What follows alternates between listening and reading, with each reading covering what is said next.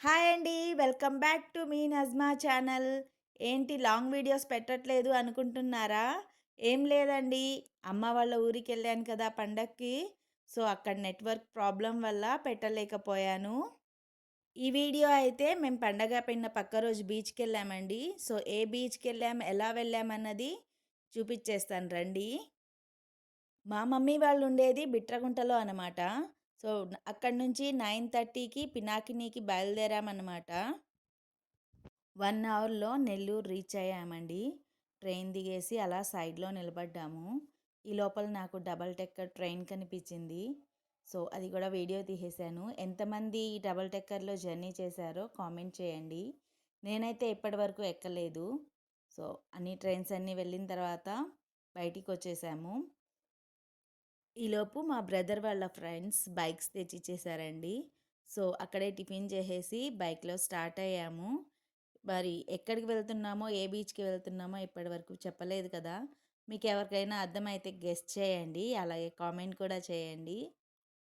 మేము వెళ్ళే బీచ్ అయితే నెల్లూరు నుంచి 23 కిలోమీటర్స్ ఉంటుందండి. నరుకూరు నుంచి అలాగే అల్లిపురం మీద నుంచి వెళ్ళాలి.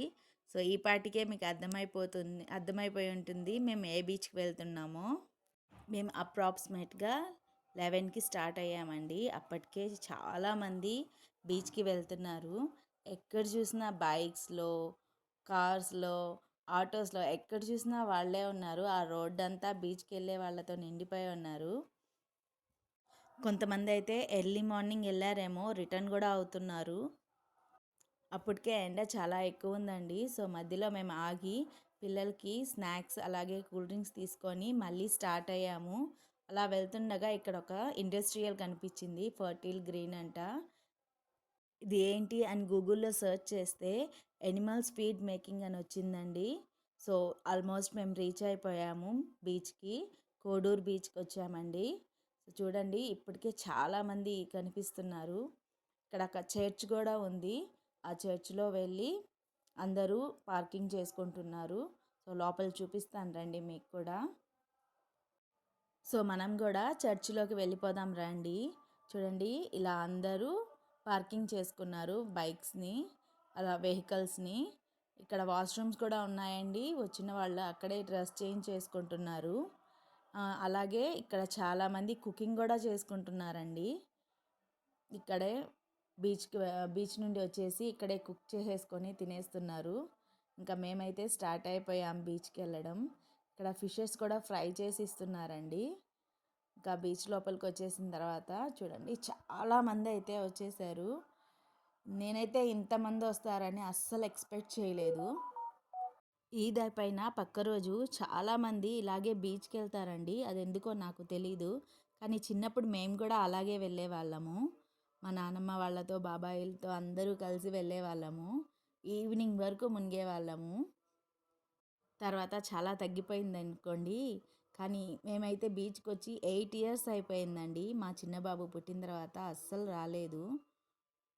ఇక నేనైతే అక్కడే కాసేపు నిలబడి బీచ్‌ని చూస్తూ నిలబడ్డానండి. నాకెందుకో అలా చూడాలనిపించింది. చూస్తుంటే చాలా హ్యాపీగా గూడా అనిపించింది. ఇంకా మా పిల్లలైతే అస్సలు ఆగట్లేదు. లోపలికెళ్ళిపోతూ ఉన్నారు. అలా చూస్తూ నిలబడ్డారేంటి అనుకుంటున్నారా? మా హస్బెండ్ అలాగే మా బ్రదర్ ఇద్దరు అక్కడే ఉన్నారండి. వాళ్ళని గమనిస్తున్నారు. సో, అందుకే నేను బయట నిలబడి వీడియో తీసుకుంటున్నాను.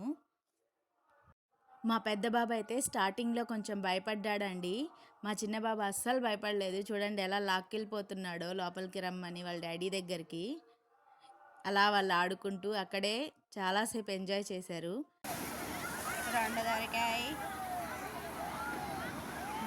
ఓపెన్ కరా దిక్కా.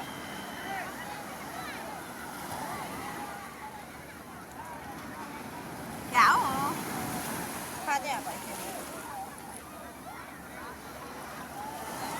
गुस्सा है अंदर चल गया तू हलाना दे रही बस लो ओपन में किया ना మా మరదలకి ఇలాంటివి 2 గవ్వలు దొరికాయండి. ఒకటేమో ఖాళీగా ఉంది. ఇంకో దాంట్లో ఏదో ఉందండి. కానీ దాన్ని ఏమంటారో నాకు తెలీదు. మీకు ఎవరికైనా తెలిస్తే కామెంట్ చేయండి. దాని పేరేంటో నాకు తెలుసుకోవాలని ఉంది. అది తింటారంట కదా! సో, సో మీకు ఎవరికైనా తెలిస్తే తప్పకుండా కామెంట్ చేయండి. ఇలా వీడియో తీసుకొని ఇంకా మళ్ళీ దాన్ని సముద్రంలో విసిరేసామండి. ఇంకా మా పిల్లలైతే చూడండి ఫుల్ ఎంజాయ్ చేస్తున్నాడు. పడుతున్నాడు లేస్తున్నాడు, పడుతున్నాడు లేస్తున్నాడు. ఇంకా తనతో పాటు మా పెద్ద బాబు కూడా జాయిన్ అయ్యాడు. స్టార్టింగ్లో అయితే కొంచెం భయపడ్డాడు, చెప్పాను కదా. ఇంకా ఇద్దరు అయితే ఫుల్ ఎంజాయ్ అనమాట. లోపలికి వస్తుంటే మేము తీసుకొచ్చి బయట వదులుతున్నాము. ఈలోపు నాకు ఈ 4 షిప్స్ కనిపించాయండి. ఒడ్డుకెళ్తున్నాయి అనుకుంటాను.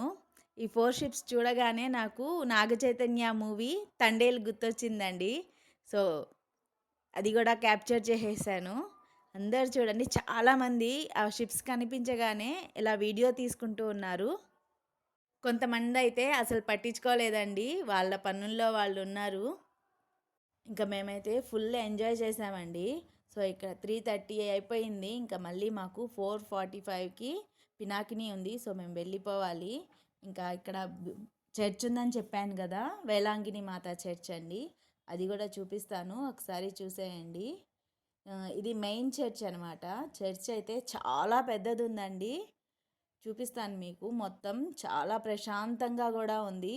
ఈ చెట్ల కింద కూర్చొని అందరూ రిలాక్స్ అవుతున్నారు, బీచ్ నుంచి వచ్చిన వాళ్ళందరూ. సో అలా నడుచుకుంటూ వెళ్ళేసరికి వీడియో కొంచెం షేక్ అయ్యిందండి. చూపిస్తానండి మీకు చర్చ్ అంతా చూపిస్తాను. ఇక్కడ ఇదేంటో తెలీదు, జస్ట్ క్యాప్చర్ చేశాను అంతే. ఇంకా ఇలా వచ్చిన తర్వాత ఇక్కడ చాలా బొమ్మలు ఉన్నాయి. ఆ బొమ్మలు అప్పటివి పనిష్మెంట్స్ అంట. అప్పట్లో ఎలా పనిష్మెంట్ ఇచ్చేవాళ్ళు అవన్నీ క్లియర్గా ఇలా బొమ్మ రూపంలో అక్కడ పెట్టున్నారు. చాలా నీట్గా అనిపించింది. అప్పట్లో జీసస్ పడ్డ సిచ్యువేషన్స్ అవన్నీ ఇక్కడ ఇలా బొమ్మల్లా పెట్టారండి. ఈ వీడియో మీకు నచ్చినట్టయితే లైక్ చేయండి, షేర్ చేయండి. అలాగే కొత్తగా చూస్తున్న వాళ్ళు ఎవరైనా ఉంటే మన ఛానల్ని సబ్స్క్రైబ్ చేయండి. సబ్స్క్రైబ్ చేసిన వాళ్ళు నా నోటిఫికేషన్స్ మీ దాకా రావాలంటే సబ్స్క్రైబ్ పక్కన బెల్ ఉంటుంది కదండి, దాన్ని టచ్ చేసి ఆల్ టచ్ చేయండి. నేను ఎప్పుడు వీడియో పెట్టినా మీకు నోటిఫికేషన్ వస్తుంది. సో ఇంకా మాకు ట్రైన్కి టైం అయిపోయిందండి, దొరుకుద్దో లేదో అనుకున్నాం. 4:45కి పినాకిని ఎలాగైతే క్యాచ్ చేసేసాము. బాయ్.